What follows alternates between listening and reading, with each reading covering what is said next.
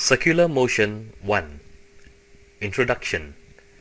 If you are going round in circles, then you are getting nowhere. However, going round in circles is very important in physics.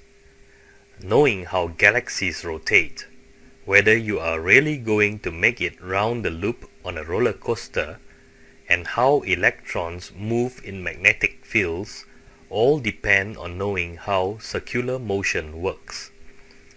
In this first lesson on circular motion, you will look at the speed and velocity of things moving in circles, meet a new way of measuring angles.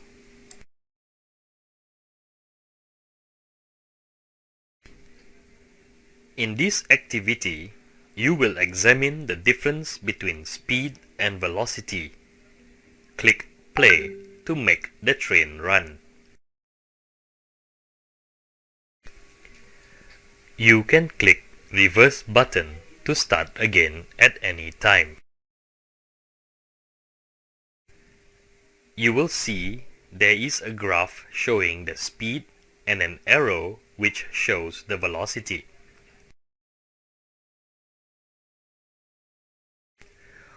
Why don't you need an arrow for speed?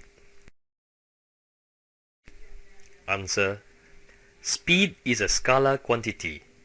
It has magnitude, size, but no direction. Why do you need an arrow for velocity? Answer: velocity is a vector quantity. It has magnitude and direction. What do you notice about the length of the velocity arrow changes as the speed changes? Answer: this is the same, because the speed is the magnitude of the velocity. Click pause button to freeze the motion and look at the speed and velocity. From the drop-down menu, select drop-down button. Select the correct description of the motion. The train will start moving when you get the correct answer.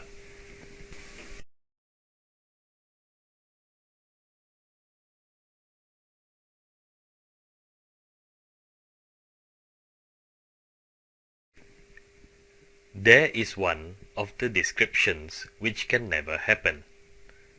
Which is it?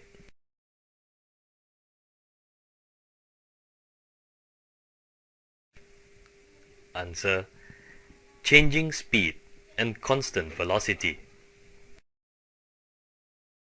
See if you can pause the train at a place which fits each of the other three descriptions. Selecting Go Back to Station button gives you a way to vary the motion of the train.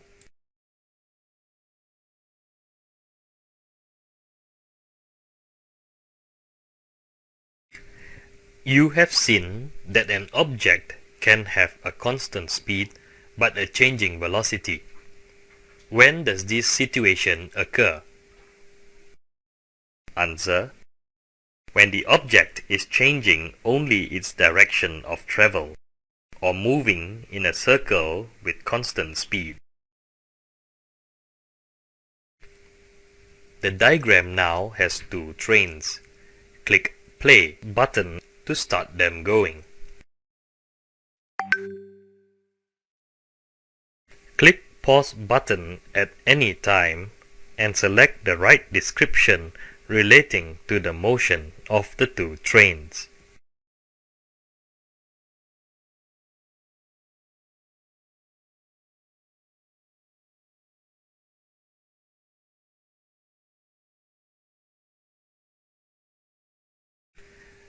There is one description which can never happen. Which is it? Answer: different speed and same velocity. Try to pause the motion at places where each of the other three descriptions are correct. Again, you might find Go back to station button helpful. Remember, you can click reverse button to start again at any time. What do you notice about the direction of the velocity arrow and the curve the train is traveling on? Answer: the velocity arrow is always at a tangent to the curve where the train is. Click play to start the train moving. Describe its motion in terms of its speed from the beginning. Answer: it increases speed steadily, then travels at constant speed. Describe its motion in terms of its velocity from the beginning. Answer: the magnitude of the velocity increases steadily, then remains constant. The direction of the velocity changes continuously. Click pause button and use the slider to set different speeds and click play to see what happens. Describe the motion of the train in terms of its acceleration.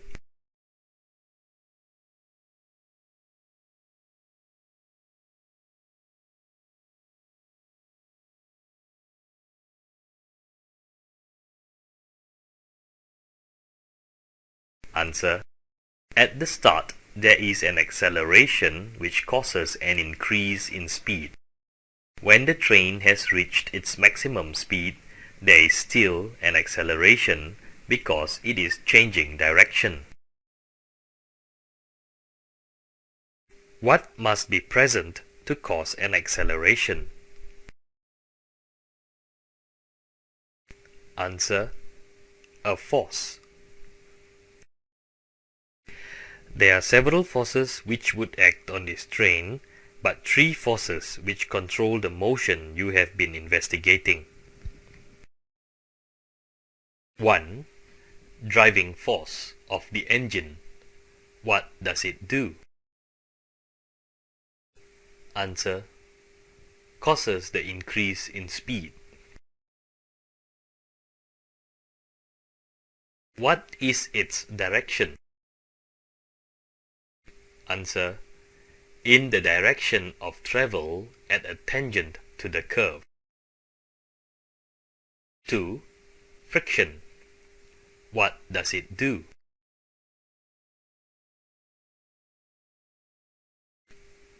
Answer: acts against the driving force and will increase until it balances the driving force and constant speed results. What is its direction? Answer: against the direction of travel, at a tangent to the curve. 3. Sideways force of the rails on the wheels. What does it do? Answer: provides the force that keeps the train moving in a circle. What is its direction? Answer: towards the center of the circle. The force needed to keep something moving in a circle is called the centripetal force. Uniform circular motion is when the only resultant force on an object is the centripetal force. Describe the motion you would get. Answer: moving in a circle at constant speed.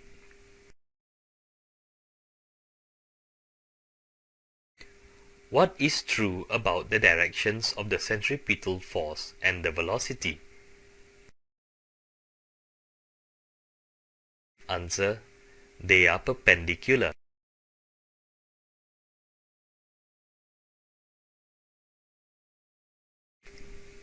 Summary: uniform circular motion is motion in a circle at constant speed. Speed is a scalar quantity. Velocity is a vector quantity and is not constant during uniform circular motion as the direction of travel is continuously changing. The direction of the velocity is at a tangent to the circle being traveled. The speed is the magnitude of the velocity. There is an acceleration as the velocity is changing. This acceleration is provided by a force directed to the center of the circle. This force is known as the centripetal force. Uniform circular motion occurs when the resultant force on an object is perpendicular to the direction of travel. Select a value from the drop-down menu button to set a radius for your circle and click Draw to produce the circle you have chosen.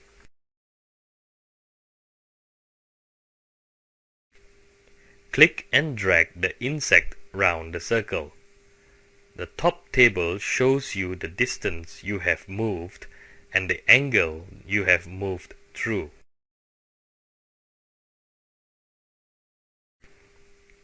Move the insect until the distance moved in the table is the same as the radius.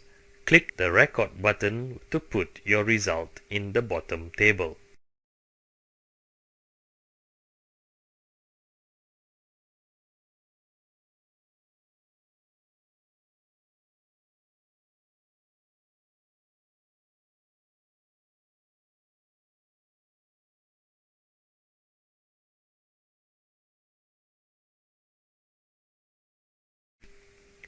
Select another radius and repeat the process until you have filled the table.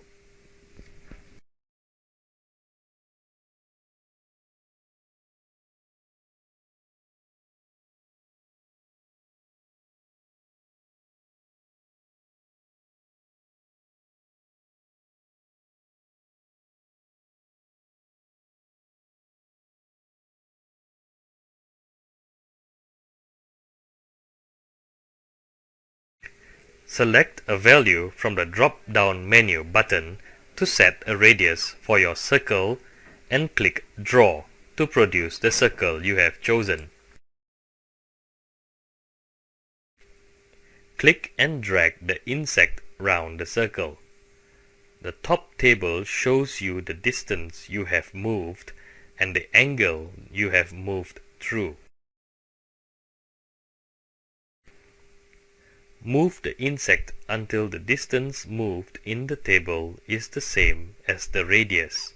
Click the Record button to put your result in the bottom table.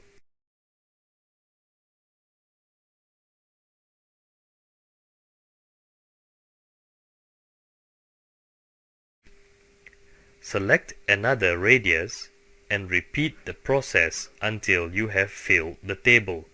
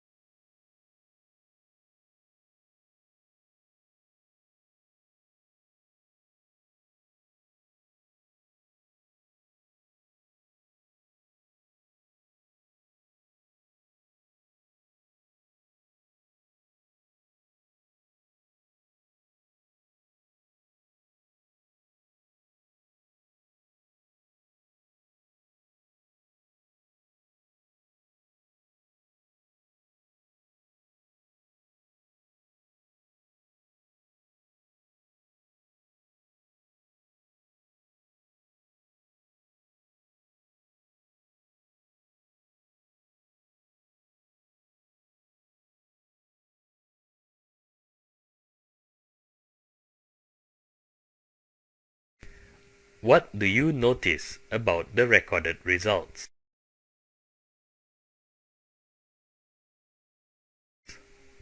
Answer: the angle is always the same. This angle is called the radian, rad. and is the angle subtended at the center of a circle by an arc on the circumference equal to the radius in length. It is the SI unit of angle. How many radians equal 360 degrees, or how? Answer: 2 pi. For an angle theta rad, what is the length of its arc in terms of the radius r?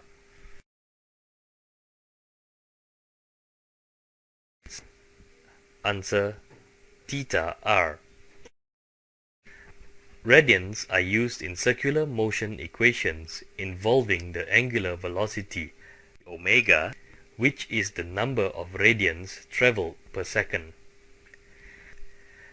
The period of a rotation t is the time to complete one rotation. How many radians is one rotation?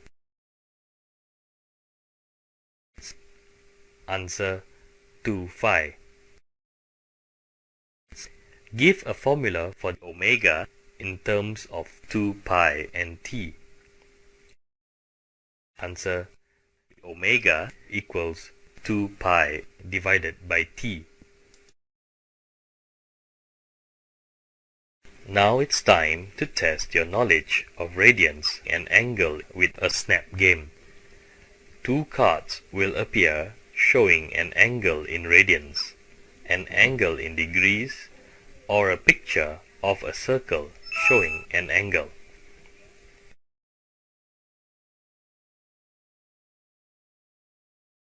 When both cards are showing the same angle, click the circular button and you will get some points. A score of 100 is awarded for a correct pair, but beware, 25 is deducted for an incorrect pair. A score of 500 or more is excellent. The game starts slowly and gets faster as you go. Click Start to begin. Good luck.